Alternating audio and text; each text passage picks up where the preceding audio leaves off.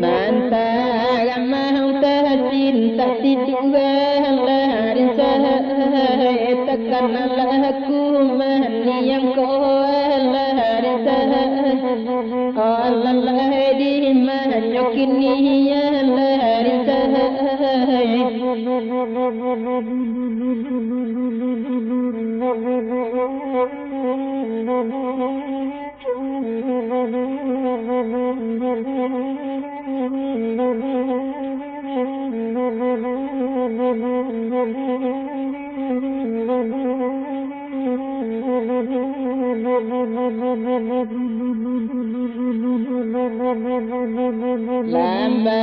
lambai kayu dirimu larisa di balik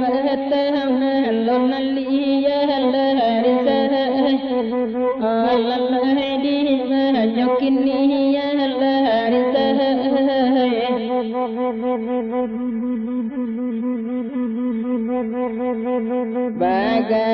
bagai cobaan tiba Allah Tuhan nambah usaha Tuhan ganti yonde Allah di manyokini ya larisa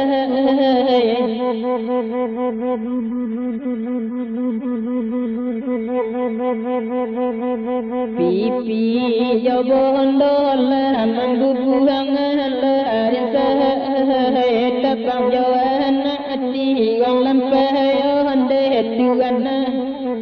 Allah di manyokini ya larisa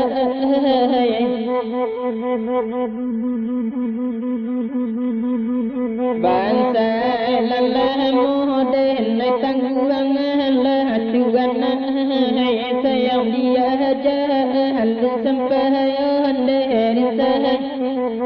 Allah di manyokini ya larisa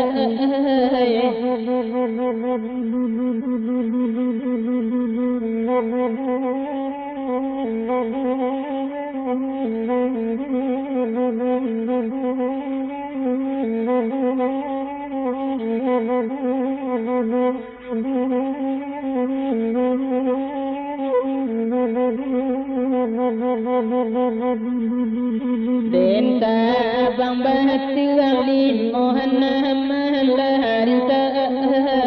rajo di gurun di rawaknya larisa Allah di manyokini ya larisa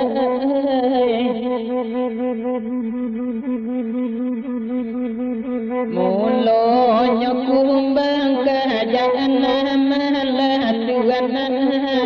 bungo baracun di satoknya larisa